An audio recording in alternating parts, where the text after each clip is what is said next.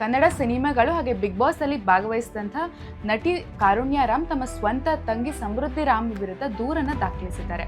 ಅಷ್ಟಕ್ಕೂ ಅವರ ತಂಗಿ ವಿರುದ್ಧನೇ ಪೊಲೀಸ್ ಸ್ಟೇಷನ್ ಮೆಟ್ಲು ಯಾಕೆ ಏರಿದ್ದಾರೆ ಅಂತಂದರೆ, ಕಾರುಣ್ಯ ರಾಮ್ ಮತ್ತು ಸಮೃದ್ಧಿ ರಾಮ್ ಇಬ್ಬರು ಒಟ್ಟಿಗೆ ವಾಸ ಇದ್ದರು. ಸೊ ಆ ಟೈಮಲ್ಲಿ ಸಮೃದ್ಧಿ ರಾವ್ ಮೇಕಪ್ ಆರ್ಟಿಸ್ಟ್ ಆಗಿ ಹಾಗೆ ಬ್ಯೂಟಿಗಾಗಿ ಕೆಲಸ ಮಾಡ್ತಾಯಿದ್ರು. ಸೊ ಅವರು ಕೂಡ ಮನೆ ದೇವರು ಸೇರಿ ಕೆಲವೊಂದು ಸೀರಿಯಲ್ಗಳಲ್ಲಿ ಆ್ಯಕ್ಟ್ ಮಾಡಿದರು. ಬಟ್ ಇತ್ತೀಚೆಗೆ ಈ ಕ್ಯಾಮ್ರಾ ಮುಂದೆ ಬರೋದು ಕಡಿಮೆ ಆಗಿತ್ತು, ಬಿಸ್ನೆಸ್ಸಲ್ಲಿ ಆ್ಯಕ್ಟಿವ್ ಆಗಿದ್ರು.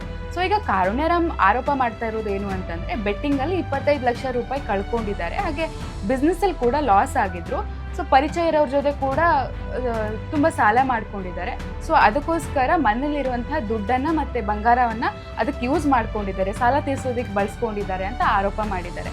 ಸೊ ಈಗ ಆ ಸಾಲಗಾರರು ಏನಿದ್ದಾರೆ ಪ್ರತಿನಿತ್ಯ ಮನೆಗೆ ಬರ್ತಾ ಇದ್ದಾರೆ, ಸೊ ಕಾಟ ಕೊಡ್ತಾ ಇದ್ದಾರೆ, ಆಮೇಲೆ ಸೋಷಿಯಲ್ ಮೀಡಿಯಾದಲ್ಲಿ ಏನಾದ್ರು ಪೋಸ್ಟ್ ಮಾಡಿದ್ರೆ ಬ್ಯಾಡ್ ಕಮೆಂಟ್ಗಳನ್ನ ಹಾಕ್ತಾ ಇದ್ದಾರೆ ಅಂತ ಈಗ RR ನಗರದಲ್ಲಿ ಕಂಪ್ಲೇಂಟನ್ನು ರಿಜಿಸ್ಟರ್ ಮಾಡಿದ್ದಾರೆ.